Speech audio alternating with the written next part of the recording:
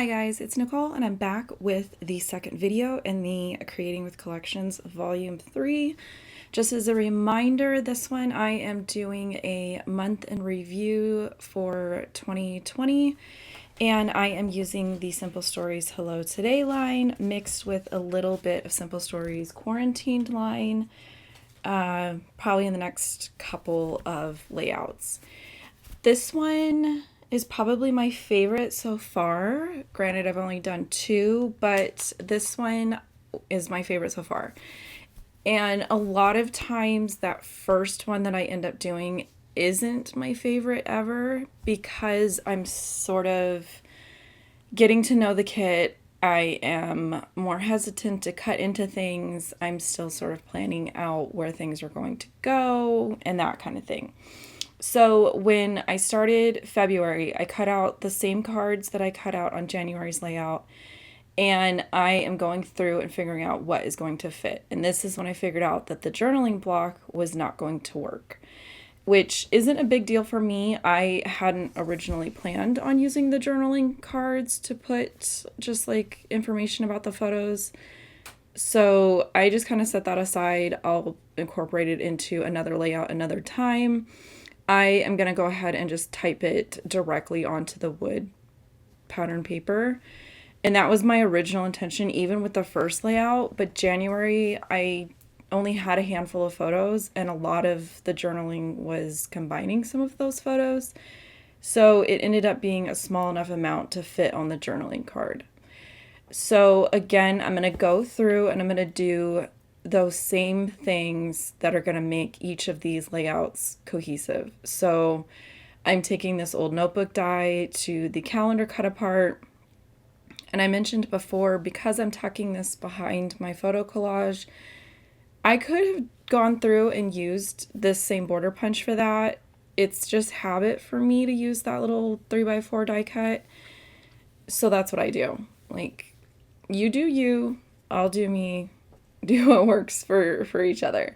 But so far I am liking those choices. I'm not like regretting anything. I don't think that when I look at the two layouts side by side, I don't think that they look like carbon copies of each other or anything like that. I think that there's similarities. I think that there's some cohesiveness between them, but that they still stand out on their own. And sometimes when I file these in my albums, a lot of times it just works out based on which other layouts I've already done. But if you're looking at this and you're kind of wondering, okay, well, I don't like having a single page just kind of by itself with nothing to back it to, my suggestion would be to then just have January and February kind of face each other in your album and have it kind of be like together, and then you're just basically seeing both months at a glance at the same time in your album. From there, I just kind of looked for things to fill in from the cut apart sheet. And again, I'm sticking to the cut apart sheet for February before I even think about looking at any of the other papers, because I don't really want to back myself into a corner where, you know, if I steal a cut apart from, say, September's pattern paper, and then when I get to September, I don't have enough of that pattern to kind of make, say, like a double for September, if that makes sense. So for now, I just only cut papers from the month that I'm working in. If I need more papers or I need some stuff to fill in, I'm going to that 6x8 pad, which was my original intention. And then this layout, I actually ended up using 2 of the branding strips that I had been saving. I am not throwing those away because there's a good chunk of a B-side on all of those. So in this instance, I used like the red and pink polka dot and another one on the other side. I think the like cream and black polka dot. Here again, I slowed this part down. This is the same method in January's video of how I go about printing my journaling. Only this time I'm not printing it on a journaling card, I'm printing it directly on pattern paper, but I do want it to fit within a certain area. And I realized that by having it print portrait, it wasn't wide enough to have it be like right justified to the right side of the pattern paper. So I just flipped it to landscape, kind of adjusted where it was falling on the page. And then here I am kind of paying attention to that lower right corner, and I'm just having it sort of hang about 1/4 of an inch past the pencil line and 1/4 inch to the right of the right pencil line. And that's how I'm going to get it sort of tucked into that lower right-hand corner. Now, you could always print it just like centered within that area. That's the easiest way to do it. I've done this for years. It's habit for me to sort of just do it. And then when I go to edit the video, I have to try to figure out, okay, how do I explain this to you guys? Because I think some people get it and I think some people don't. And then I think some of you guys are just too scared to do it or think that there's more work involved than there really is. Most of the time, it takes me longer to actually think about what to type than it does to actually format it, run it through my printer, attach the paper, and run it through my printer again. Like, it doesn't take that much time. But you could always just type it on, just regular like blocks and then just cut it out and then just find a way to incorporate that block into the design. For me, I wanted the journaling to sort of feel like it is part of the design element almost.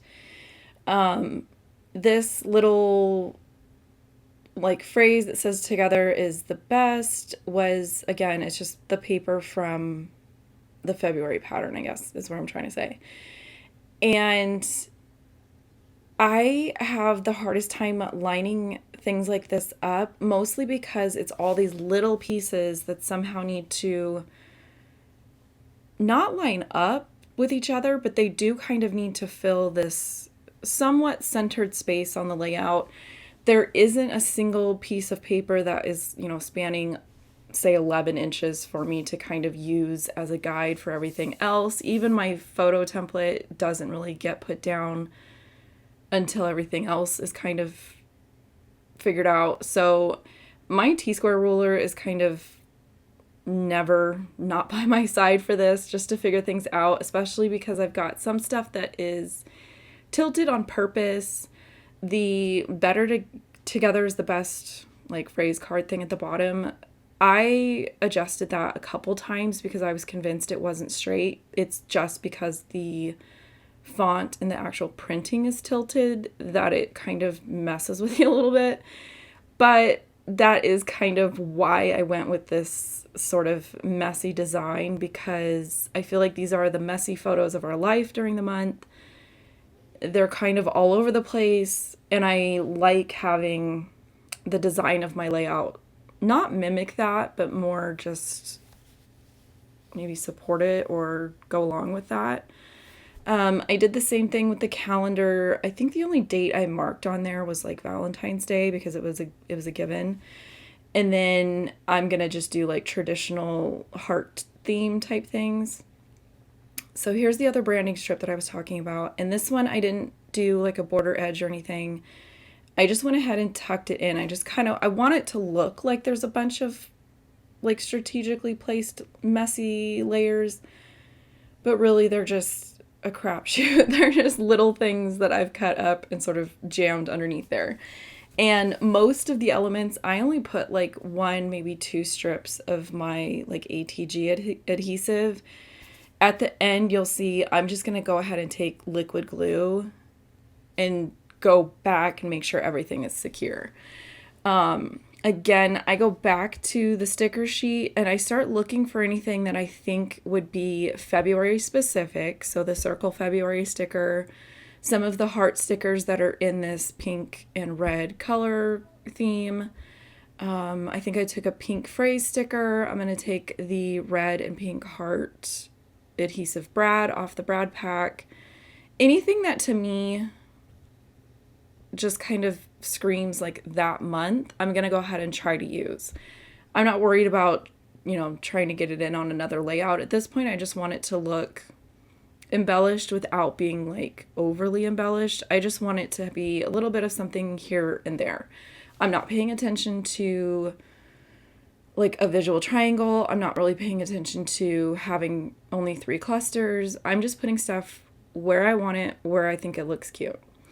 I did go ahead and I chose aqua hearts from those little DIY hearts that I've made. I kind of like the idea each month of doing like a contrasting color for those, just to kind of help them not get lost and bring just a little bit of like surprise color fun to the layout.